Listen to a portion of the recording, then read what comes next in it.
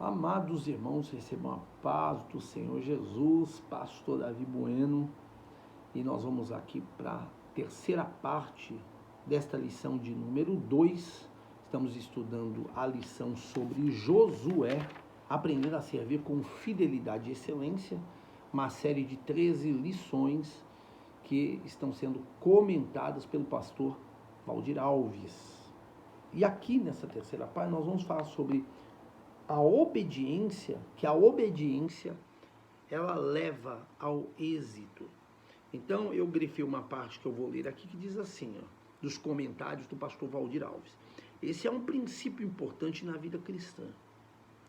Josué fez como Deus ordenou, seguindo também o aprendizado com Moisés. Foi valente, corajoso e obedeceu às ordens recebidas sem se desviar para a direita ou para a esquerda e não se afastou do livro da lei. Então é interessante que a obediência, a vida de submissão é uma vida que nos leva ao êxito, que nos leva a recebermos mais de Deus, sabe, sobre a nossa vida, sobre a vida da nossa família, sobre a vida ministerial que nós temos. Porque a palavra de Deus, através de uma vida de comunhão, ela nos faz entender a importância de nós obedecermos, de termos a confiança de que Deus, Ele será conosco. E automaticamente a palavra do Senhor, ela vai nos fazer entender que nós precisamos ter uma vida de obediência, sabe, aos nossos líderes. Porque a palavra do Senhor sempre mostrou que Deus, ele respeitou a hierarquia, né? Deus, ele deixa claro, né, para o próprio Moisés, como para o próprio Josué, que Moisés seria o profeta, seria aquele que iria ensinar, e Josué estava ali para ser o seu aluno. Josué estaria ali para aprender. Então Josué não estaria ali para ensinar. Então, como é importante um obreiro, ele sempre entender, seja ele pastor, evangelista, missionário, que nós sempre seremos diáconos, que nós sempre seremos cooperadores, que melhor coisa, né, é ouvir do que falar. Como é importante a gente sentar para aprender.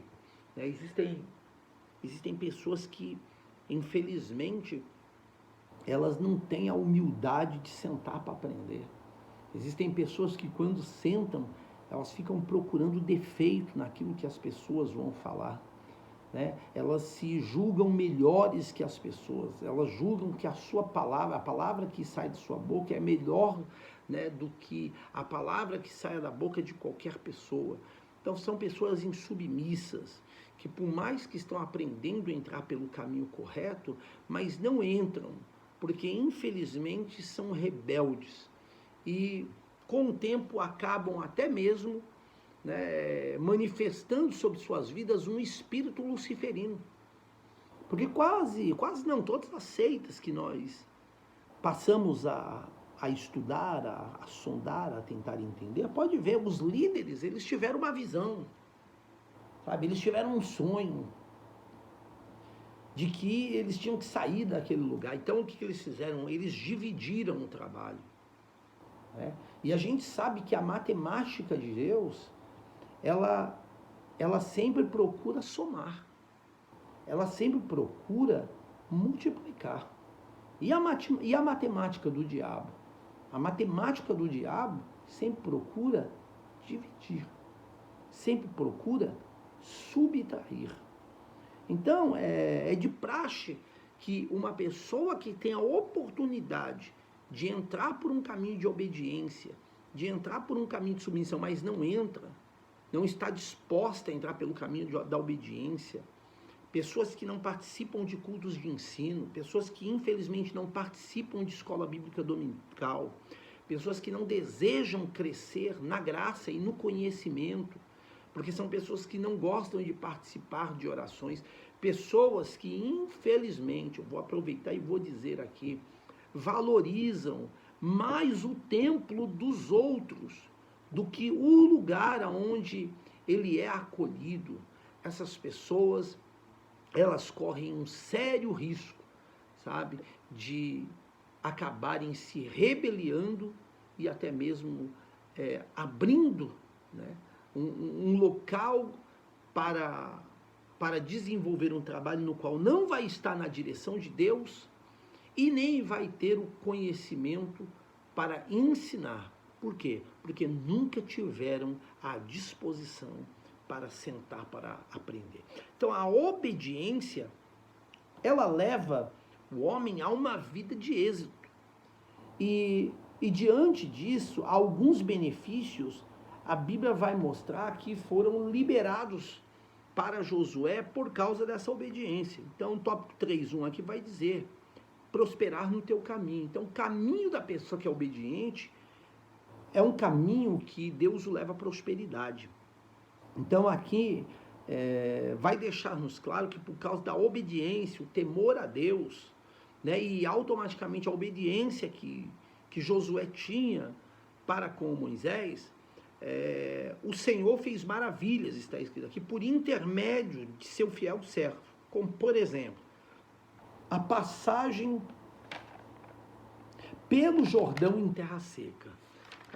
Eu falei que na lição anterior, né, no tópico anterior, a parte 2 eu disse que eu iria, na parte 1, melhor dizendo, eu falei que eu iria falar um pouco mais sobre o Jordão. E uma das primeiras experiências que Josué teve foi justamente da travessia do Jordão. O Jordão, geograficamente falando, era um rio manso, um rio que tinha 30 metros de largura, era raso, um rio calmo. Mas na época da cheia, ele chegava a ficar com 1.600 metros de largura e o Jordão se tornava furioso. E aí vem a questão: qual foi o momento em que eles atravessaram o Jordão através da liderança de Josué? Foi justamente um período de cheia. E Josué, ele, tendo a visão de Deus, ele pediu que os sacerdotes com a arca passassem adiante, ou seja, à frente de todo o povo, de todo o exército, e quando eles tocaram nas águas ali, na beira do Jordão, a Bíblia fala que um milagre aconteceu e o Jordão se abriu como abriu-se o Mar Vermelho, e eles passaram a seco.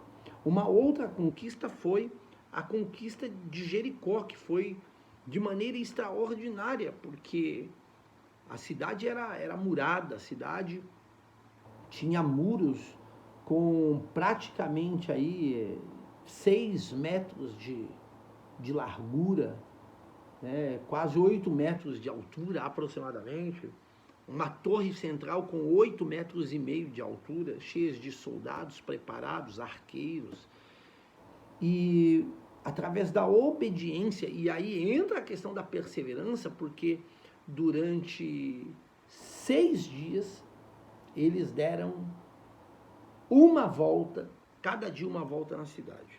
E no 7º dia eles tiveram que dar 7 voltas na cidade. E eu fico imaginando comigo que tudo isso ocorreu em ar de deboche, em ar de zombaria, sabe? E a ordem de Josué foi que ninguém abrisse sua boca para dizer nada. E por que ele fez isso? Porque ele já tinha experiências de um período em que mesmo os espias trazendo o fruto da terra, que era uma terra que manava leite e mel, quando eles forem espiar a terra prometida, que um cacho de uva, né, tinha que se trazer em 2 por causa do tamanho, da mesma forma romãs, figos, mas teve pessoas ali que foram para espiar e vieram com um relatório pessimista, um relatório negativo, dizendo: olha, o fruto da terra é bom, só que lá tem no meio de tudo isso os filhos de Anak, tem gigantes, sabe? Nós somos como formigas diante deles. Se nós entrarmos lá, eles vão nos destruir, eles vão acabar conosco. E por causa deste relatório pessimista, muitas pessoas, né, não quiseram entrar na terra, não quiseram ir. Então a Bíblia fala que salvo Josué e Caleb, a descendência de Josué e Caleb. E os demais morreram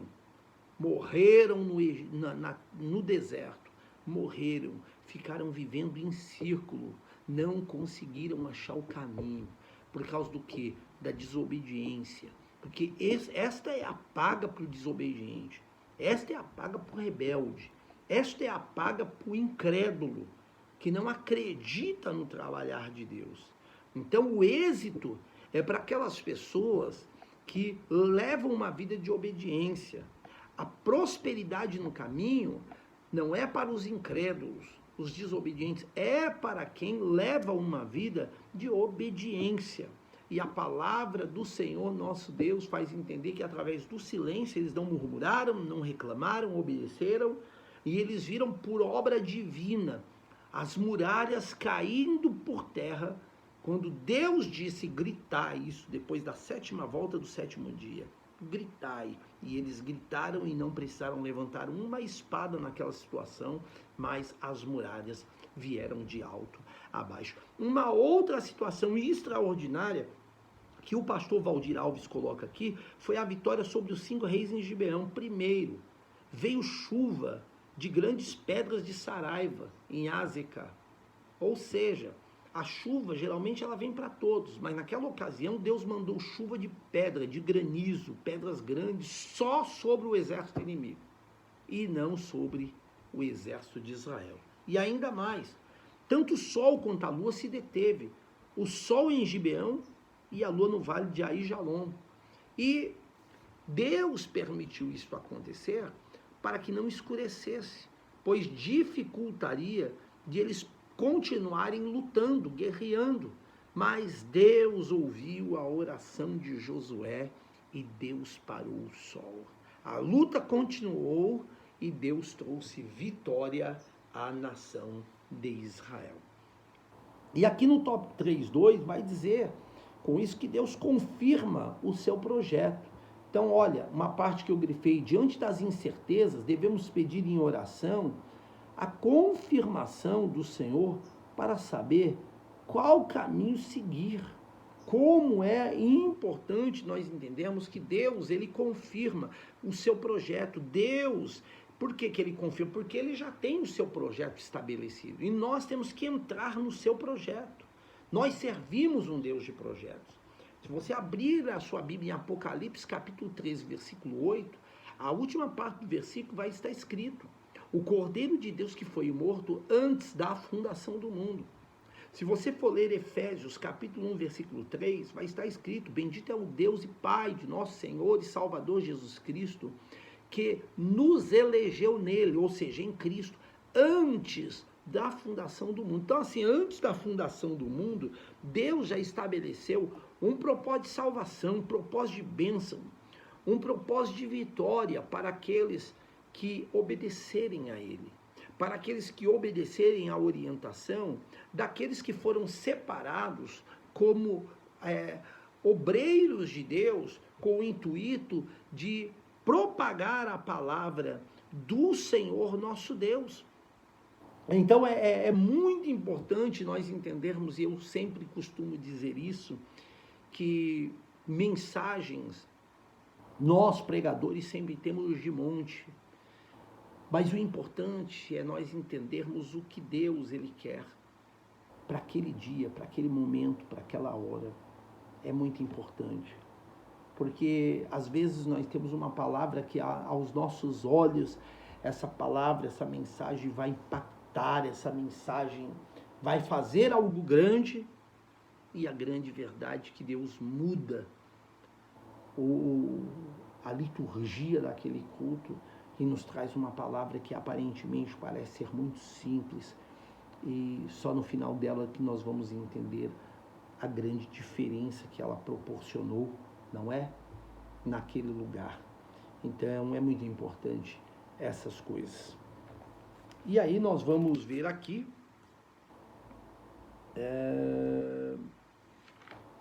na última parte aqui dessa lição, sobre submeter-se a Deus.